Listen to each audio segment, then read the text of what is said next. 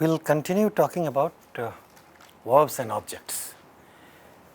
We are looking at verbs and objects in the process of understanding structure of sentences or a structure of a sentence.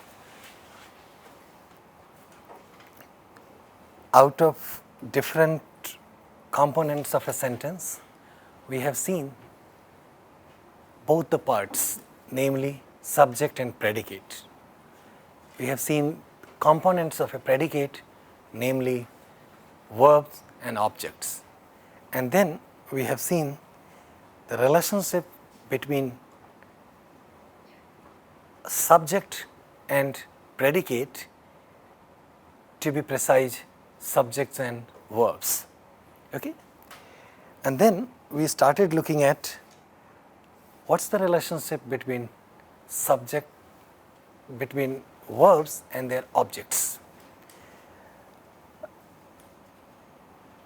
We will look at more in terms of structural representation and structural representation of a sentence little later. Okay. So, last time we were talking about nature of verb in terms of transitive and intransitive, and we saw that transitivity is largely responsible for how or why a verb will have an object or will not have an object, right? So, and what did we conclude? If a verb is a transitive one, then it has an object. If it is an intransitive one, then it doesn't have an object, right? And sometimes there are few verbs in languages, they are ditransitive verbs, which will have two objects. Okay? Now,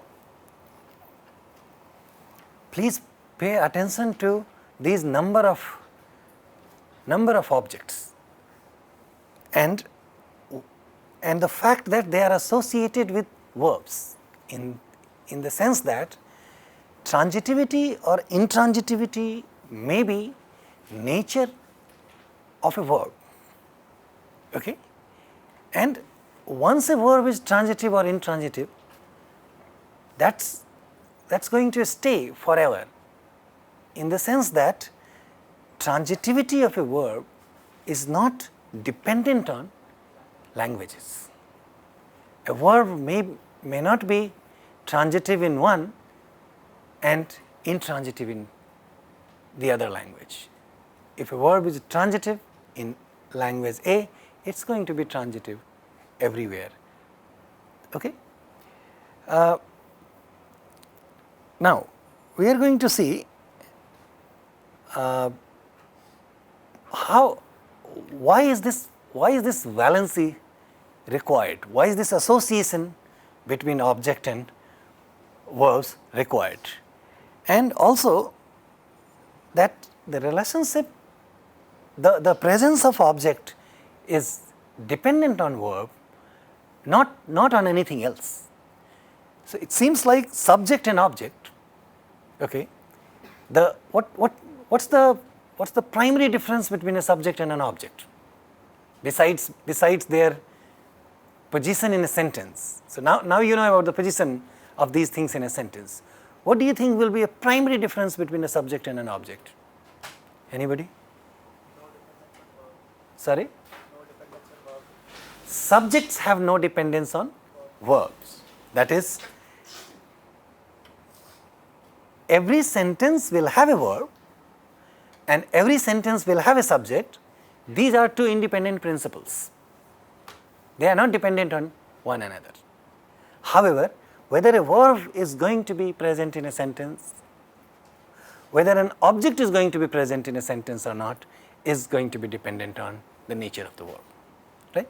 That's the primary difference between an object and the verb. We have seen the intransitive, transitive and ditransitive nature of verbs, and then I tried to demonstrate some of them through examples to you, that verbs like sleep, go, come, sit, dance happen to be intransitive verbs as they do not have objects. Okay? And verbs like eat, read and write are transitive ones as they require an object. Okay? And we know the distinction between requirement and not requirement by putting a diagnostic test. What was the test? You just need to question the verb with what.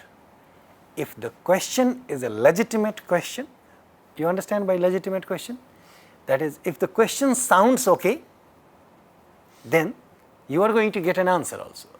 And that answer is most likely the object of the verb. In other words, the answer determines whether the verb will have an object or not. Okay? Now,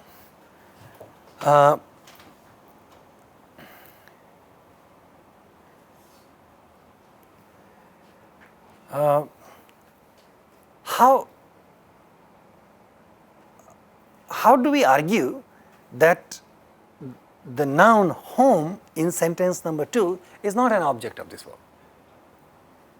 Besides knowing the diagnostic test of what, right? When we question this verb with what, we know that that's not a good question. Go what, right? Therefore, this will not have an object. This verb does not seem to allow an object, right? Nonetheless, you see something here, right? And sentence sounds okay. If someone says, I was going, right?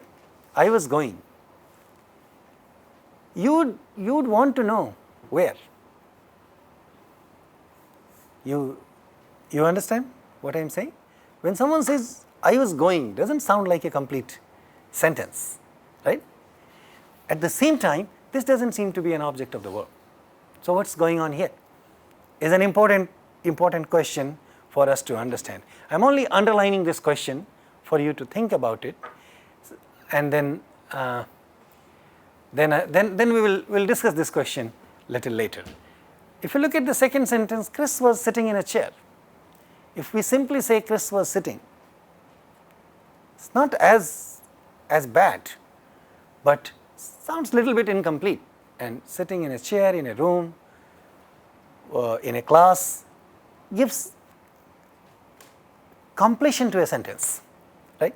So we'll talk about them too. Remember, I have told you that there are some verbs which may pass these kinds of diagnostic tests, but it still may not be a transitive verb, or the other way around.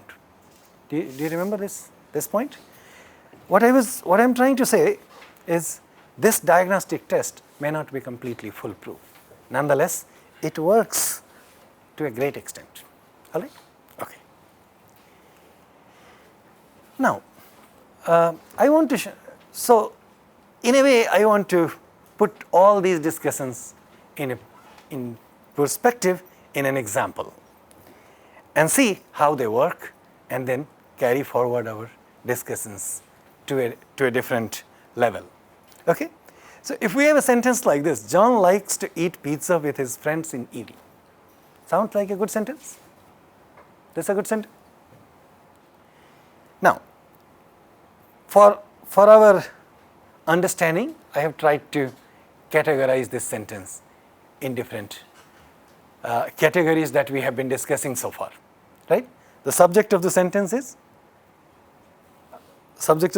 is John. Everything else, likes to eat pizza with his friends in the evening, is going to be predicate. The verb of this sentence is like. Okay? The verb of this sentence is like. Do you agree with this? Or do you think there is something else?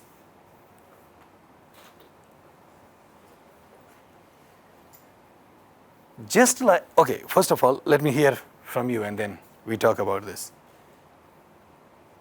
How many verbs do you see in this sentence? 2. But if you are asked, what's the verb of this sentence? What will be the answer? These are not too complicated questions, right? The fact that there are 2 verbs, and I can see that, anyone can see that, and still someone asks you the question, what's the verb of this sentence? What will be your answer? Knowing that the answer cannot be both of them. Why? Why like? And like any scientific investigation, every answer must be supported with evidence. Right? The answer cannot be, I think so. That's not an answer in any science, any scientific investigation. I'm sure you know that, right? I think so, or I believe, or I feel are not the answers. So, to make things more precise, and these are not too complicated, it just requires little bit of attention. We know that every sentence must have a verb, right? This sentence has one, and maybe it has more than one. But when we say every sentence must have a verb, it must have a meaning. That is, the proposition must have a meaning. So, and if you are deciding that the verb is like, or I am telling you the verb is like, there must be a reason for that. What do you think is the reason? Should not be too complicated. When a question like what does John like is asked, then John likes to eat pizza, so like is he?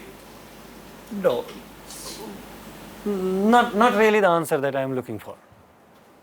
Not really the answer that I am looking for.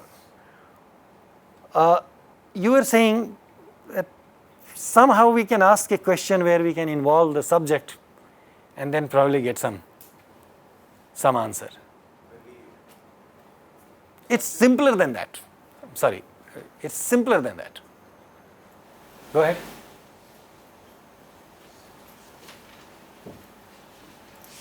Anybody else? It describes what John is doing, or We can say the same thing in different words. That's the verb which carries agreement features. Remember, we have talked about agreement at great length, right? That's the verb which carries agreement features. John happens to be the subject because it agrees with John, right? If you change the subject, if you just make the subject plural, you are going to see some changes on the verb, right? Suppose if I have to say John and Mary, then how will the verb change? John and Mary like to eat pizza with their friends in the evening, right? Now, nothing is happening to the verb to eat. Therefore, that's not the verb of the sentence participating in agreement. Therefore, like is the verb as it happens to participate in the agreement. Is this making sense to everybody? Do you see that? It's not too complicated. It just requires little bit of attention. And I'm asking you this question only because you have seen agreement features before and you know that there is going to be just one verb in a sentence. When we say there is going to be just one verb in a sentence, what we mean is only one verb will be participating in the agreement. In the absence of such an agreement, no matter how many verbs you have in a sentence, the sentence is not complete. As long as that agreement is taken care of, the sentence is complete, over, done. so if you look at it step by step, so should we first identify the subject or should we first identify the verb in a sentence? Because when we defined subject, we said that it is that which agrees with the verb. So the definition itself says that first identify the verb and then you will be able to identify the subject. Not really. The requirement says first you have to identify whether the sentence is fulfilling the requirement of agreement or not. Your question is also important for learning language, right? For acquisition of language. How do we learn a language? Do we learn to identify categories first? Either in terms of lexical categories like John, Mary, eat, drink, pizza, do we learn things this way? Or do we learn grammatical categories, that is grammatical relations like subjects, verbs, objects? Or how? What else? I mean, one convenient answer, or depending upon a particular level of discussion, one can say that's not very important at this time. One can also say we don't know much about them. But you can always investigate how does it work. Okay? Therefore, when we try to understand a sentence, which let's say we call S, right, and say it has two parts, which has, let's say, roughly to begin with, I am going to say subject and predicate, right? Subject and predicate. Or we can say, we can refine this and say subjects are usually a noun phrase. Okay? We can say a noun phrase and a verb phrase, meaning everything else is still part of a verb phrase, which is predicate, right? To resolve questions like that, when people started looking at feature of a sentence, they had to look at things what were called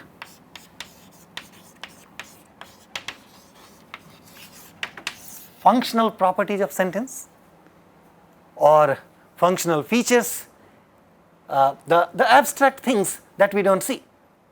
And then when we determined that neither subject nor verb is really required, really defines a sentence, then people started defining this thing in terms of what was called agreement. So we really, your answer was very simple, but with that, I'm sorry, your question was very simple, but with your question I wanted to emphasize, I do want to emphasize significance of agreement. That in a sentence, it's not really important to identify a subject or a verb. What is important to identify the agreement, and once you see the agreement, then you can see which are the components that are participating in the agreement. Thus, you understand what's the subject and what's the verb.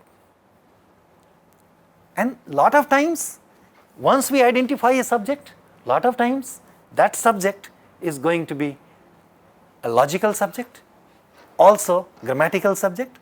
At times, depending upon which language we are talking about, there may be some differences. That is, in some cases, logical subjects may be a different one, and a grammatical subject may be a different one. Nonetheless, what is more striking is all that you know are not going to be in contradiction with one another. They don't violate any principle. Okay? And then, so we will expand this thing further later. Okay? So let me move on and show you more things. So next in this sentence, what's the object of this sentence? We see so many things after verb or associated with the verb. And I'm telling you that the object is pizza, right? Because it answers the question, what? If we say, eat what? Right? Then we get the answer, pizza. We don't get the answer, friends or evening or anything else, right? But I also want to draw your attention that the rest of the things in the sentence is not finding any space here. What are they? When we say with his friends, what is that? And in the evening, what is that? Do you see my question? Do you understand my question? We have been talking about a sentence, we have talked about agreement, we have talked about subject, we have talked about verbs, and we have now finished talking about objects. But we see there are several other things in the sentence. So what can we quickly say without saying much about rest of the things? One way to put this is, see, what we have been talking about are really required elements of a sentence. Okay? They are grammatical relations and they are required elements of a sentence. Having said that, we end up saying that rest of the things are not required elements. Right? And that happens to be true, that rest of the things give you additional information, but are not really required components for making the sentence.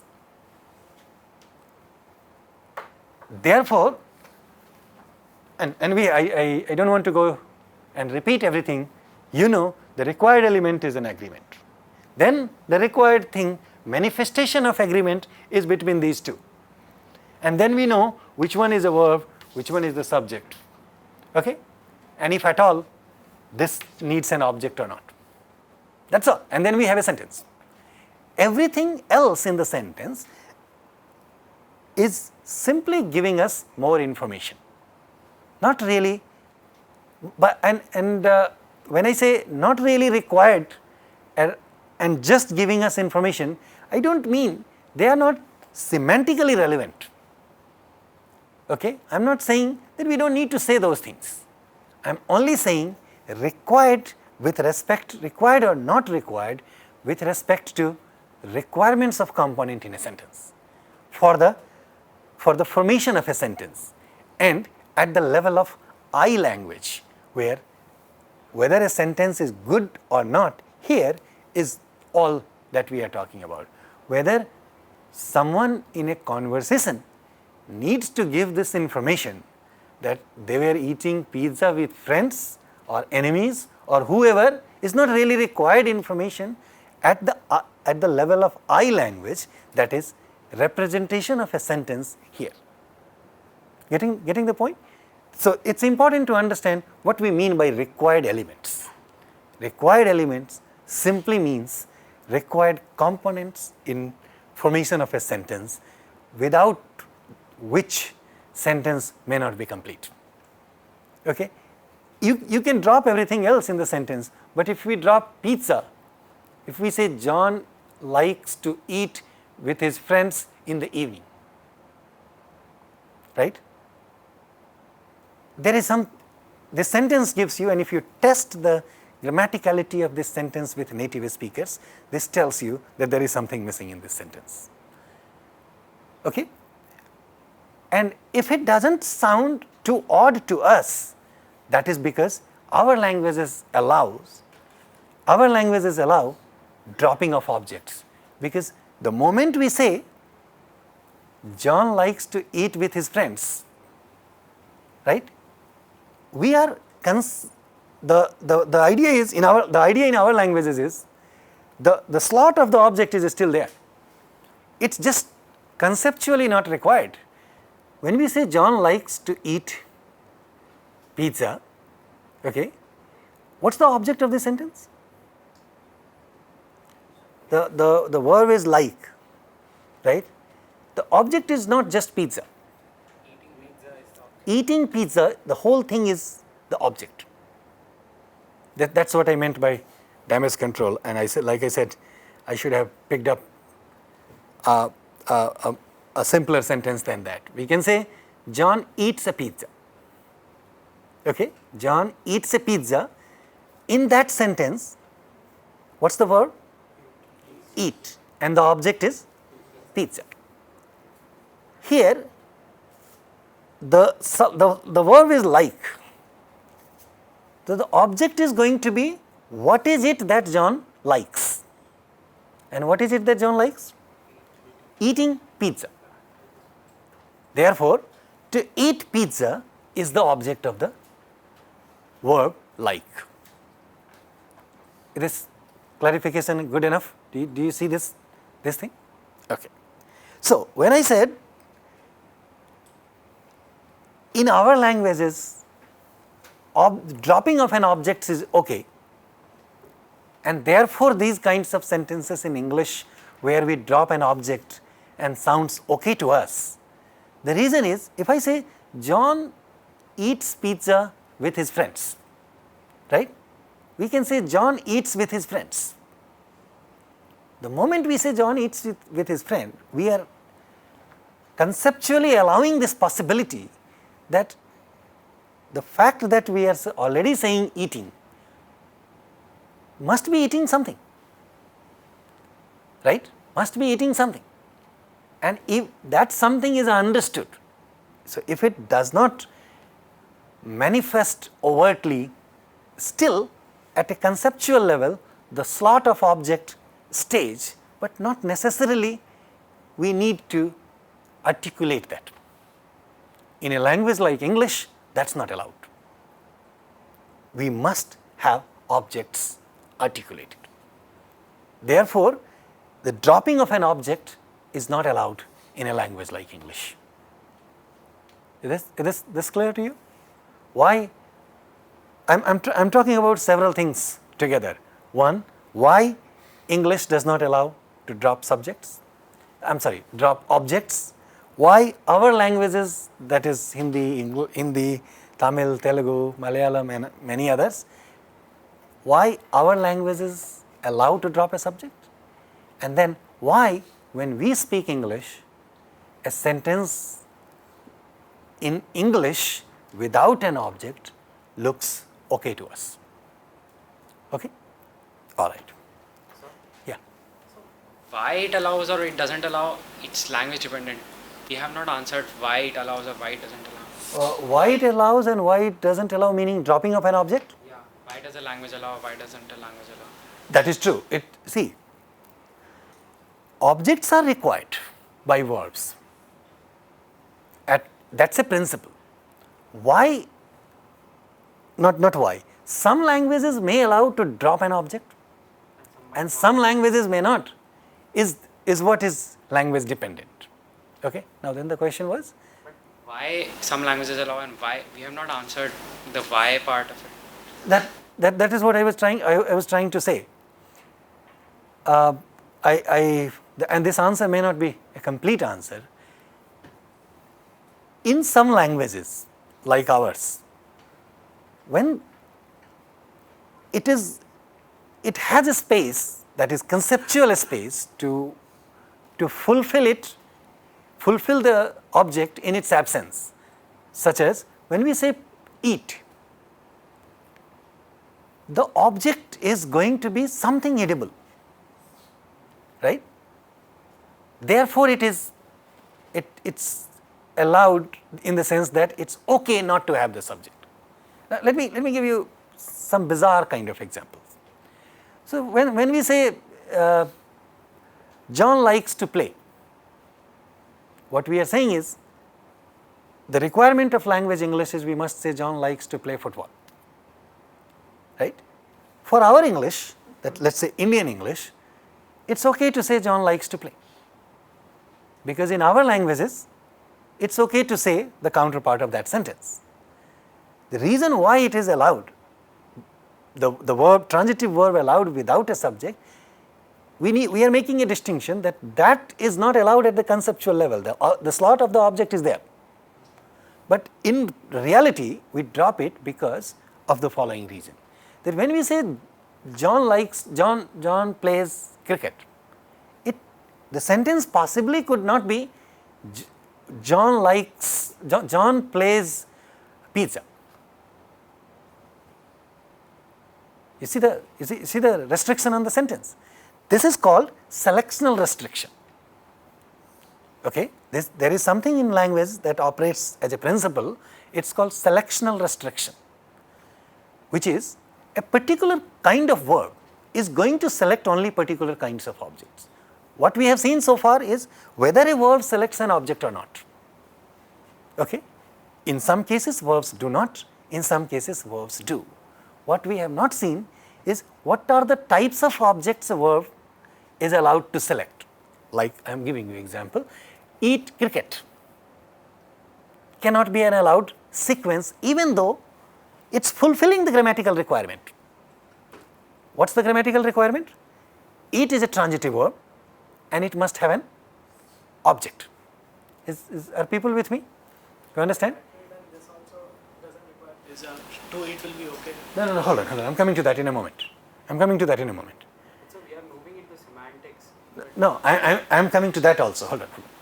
Let me first finish. And I know that you get the point, but I need to make it with clarity.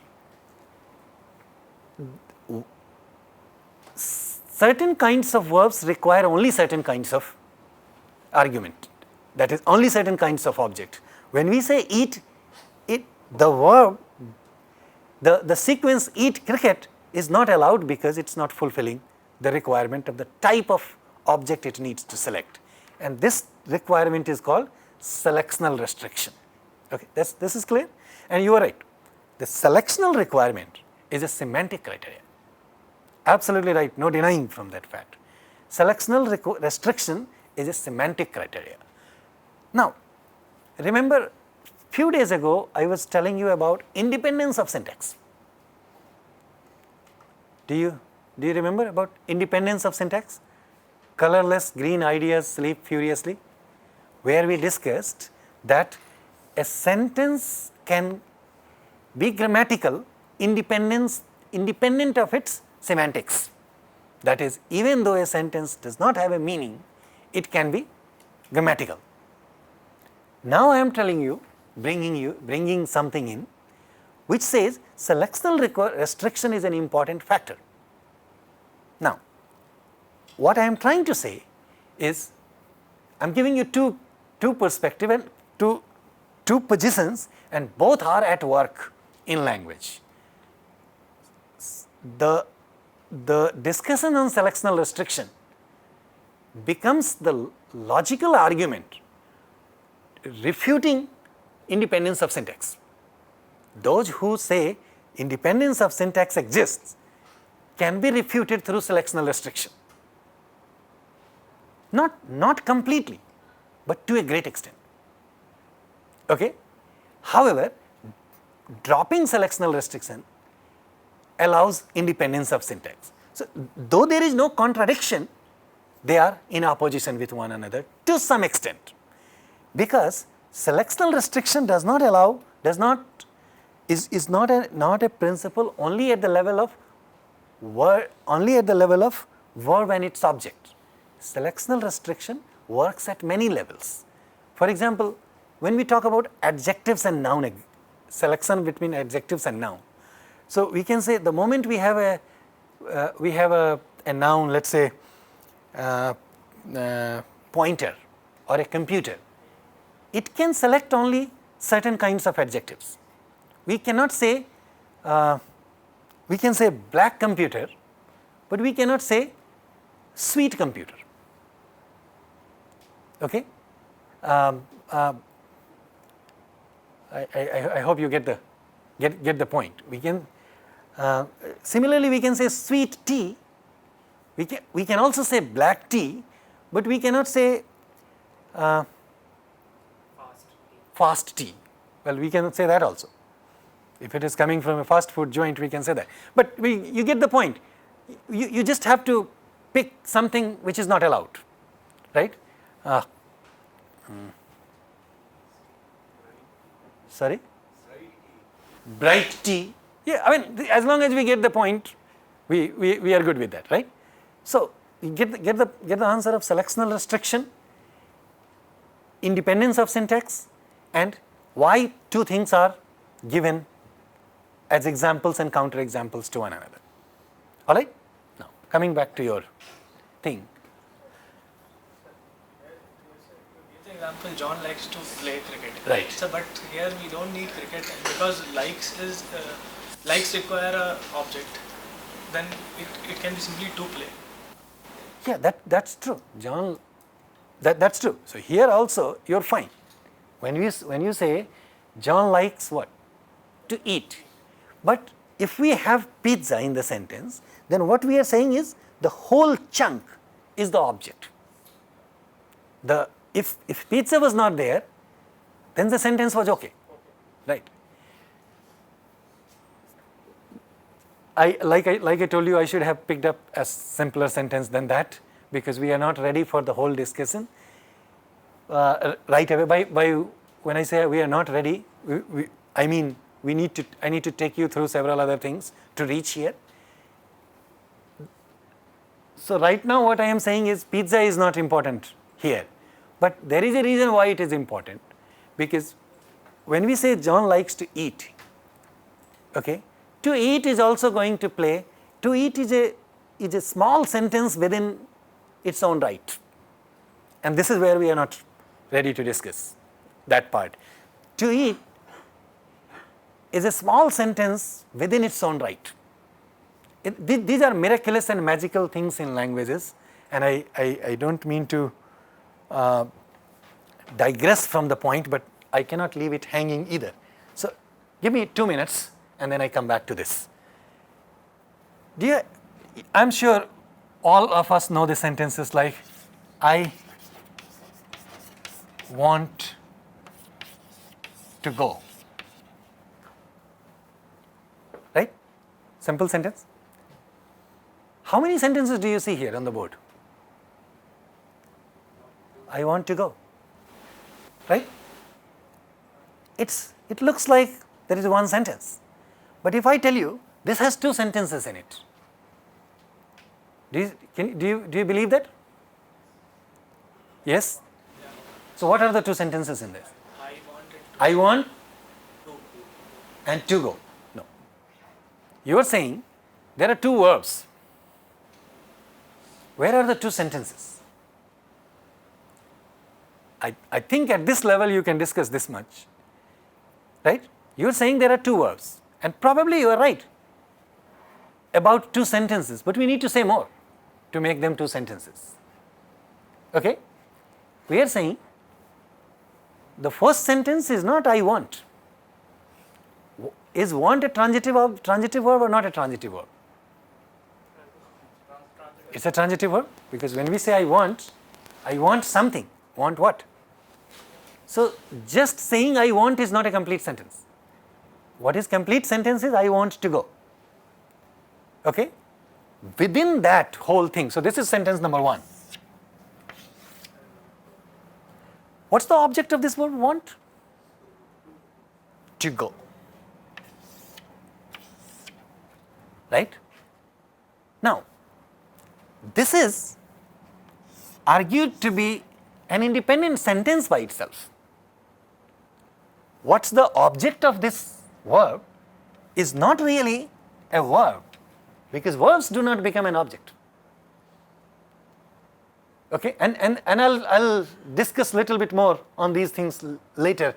I promise you this thing. Right now, I just want to show you that this is a sentence. It's not simply a verb, it's not a noun, this is a sentence by itself. Because the subject of this sentence, this is, when I say sentence, I'm cutting several things out of this discussion. It's not a complete sentence, but it's a sentence, and I promise you, I'll bring you back to these kinds of questions. And these kinds of questions are important in language because they tell a lot, they give us a lot of theoretically motivated insights, and they help us understand language in a much better way.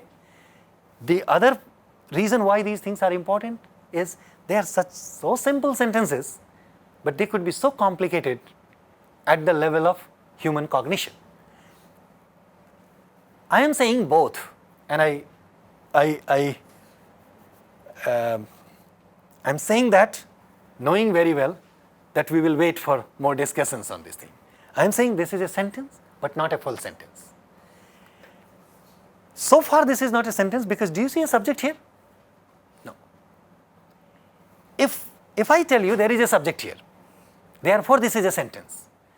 Because when I say I want to go, I am basically saying I want I to go. Because the possibilities are, how do I say I want? Can I say or not? I want him to go. I want you to go. Can I say these sentences or not? Right? These are good sentences. They are exactly the same pattern. I want you to go, I want him to go, I want her to go. Right? So when I say I want to go, the sentence is I want I to go. Right? The identity of these two, the moment it's matched, okay? When I say I want to go, the identity of this thing and this thing is matched. The principle of economy applies and it's deleted, not needed. Cannot be deleted when I say I want him to go, because the sentence is completely different. I want him to go, the sentence is completely different. The identity between I and him is not matched. It's about a different person. Therefore, that stays and this one is deleted. Which is to say that this slot of the subject is open. Okay? Now, we can say that there is a subject and there is a verb. But where is the agreement? Okay? There is no agreement between subject and the verb. So I'll come to the agreement part later. This is what I said, I will discuss this thing later. Right now I can tell you this seems to be a sentence, but not a real sentence. By real sentence I mean this sentence will not have an independent status outside this big sentence. However, in this big sentence this has a status. Okay? Similarly, John likes to eat pizza. To eat pizza has a different status. Okay? It's not a complete sentence by itself, but some have argued that to eat pizza is the object of the main verb, want. But pizza is the object of to eat, even though it's not a complete sentence. And then there are more discussions required for that. Therefore, that's needed. But right now I can simply say pizza is not the object in our discussion right now. What is our discussion? What is it?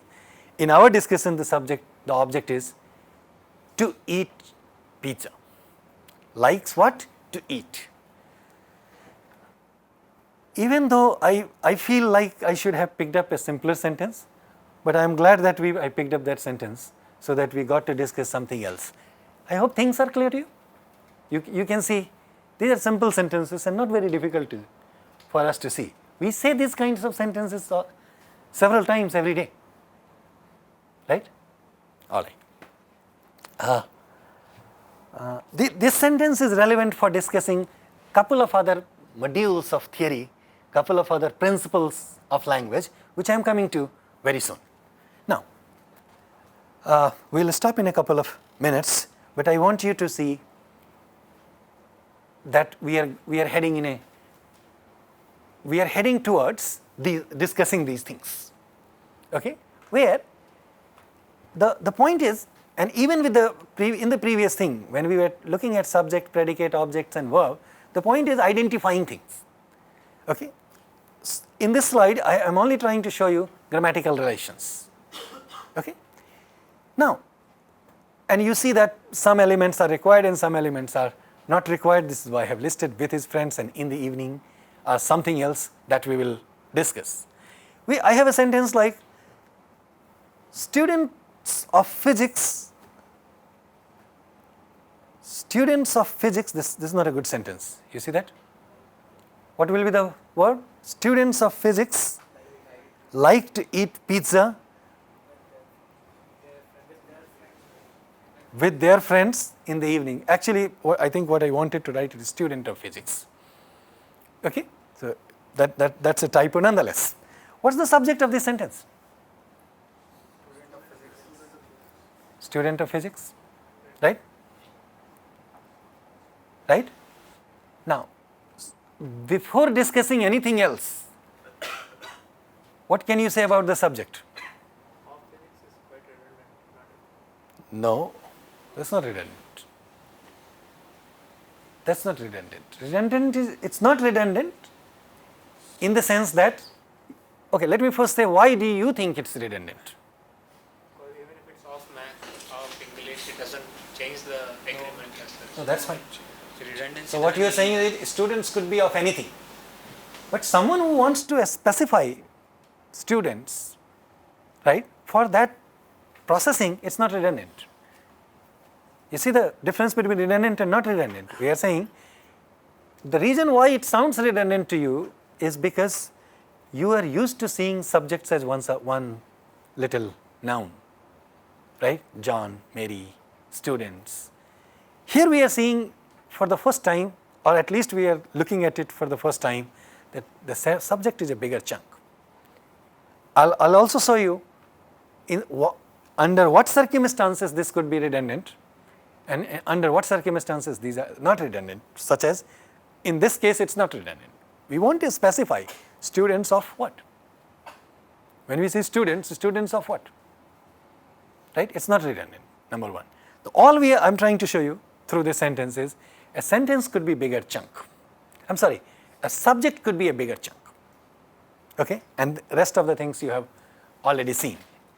So, through this we are looking at the following point, that several words in a sentence seem to form a group.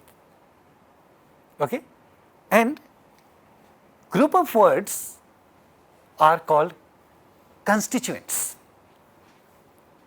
Okay? That is simply to say they are forming one cluster, and that's easy to see.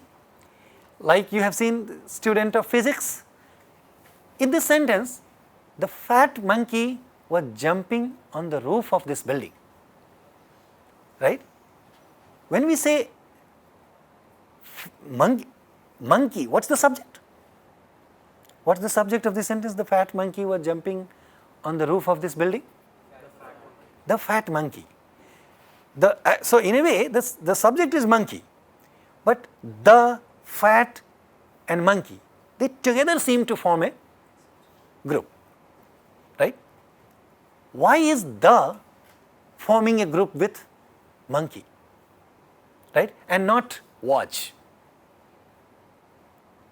right? So was jumping on the roof of this building is one constituent, and even in that bigger chunk, on the roof of this building is another, looks like another constituent. And then when you see on the roof and then of this building, these are smaller chunks, right? On the roof of this building is one chunk, and within that of this building is another chunk. All I am trying to show you is these are we see in sentences that words form groups. And how they form groups, and what's the notion of the whole constituent, heads, and then eventually through these groups we are trying to go to phrases and constitution of a phrase. Is that how do we recognize a phrase is what we are looking at. So we'll talk about phrases and their constitutions soon, so that we can come to different principles and discussing sentences like these. Okay, we stop here.